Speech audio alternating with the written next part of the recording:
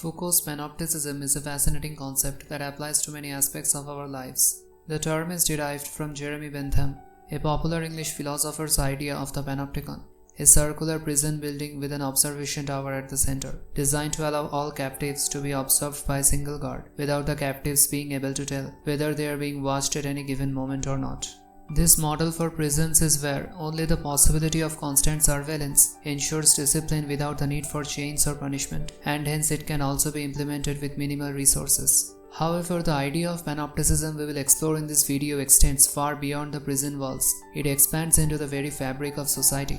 Foucault believed that Panopticism transcends the physical structure of the Panopticon, morphing into a metaphor for societal power and surveillance. He saw the Panopticon being represented in the mechanisms of control and power in a society, without chains, guards, force, or literal surveillance. It was about following the societal norms, rules, and expectations that individuals internalize, knowing they are always potentially under observation even if they are not. This shift from physical to psychological and hence social control is the true extent of Foucault's Panopticism.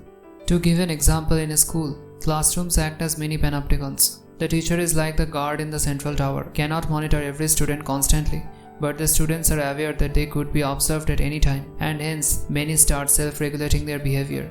The same dynamics play out in workplaces. Employees adhere to rules, meet deadlines, and maintain decorum, not out of respect for the job but due to fear of the invisible panoptic gaze. A CCTV camera could be turned off, but its presence is enough to self-regulate mischief makers. Now, in the age of digital technologies and social media, Panopticism acquires a new dimension. The internet, the smart devices, and social media platforms act as digital panopticons, enabling a level of surveillance the physical designers of the Panopticon have only dreamed of. Panopticon in the digital age is about individuals curating their online persona in response to perceived societal expectations.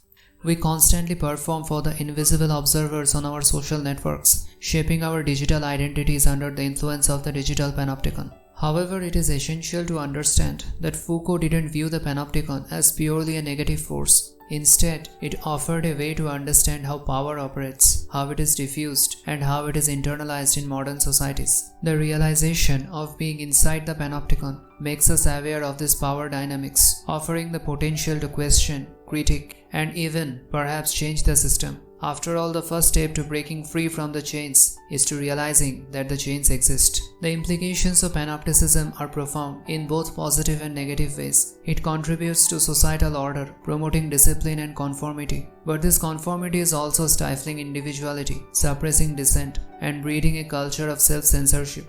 We become performers in the Panopticon called society, often curbing our unique interests and thoughts to align with the norms. That's it for this video. If you found this video interesting, make sure to hit the like button and share it with your friends. Thanks a lot. Bye bye.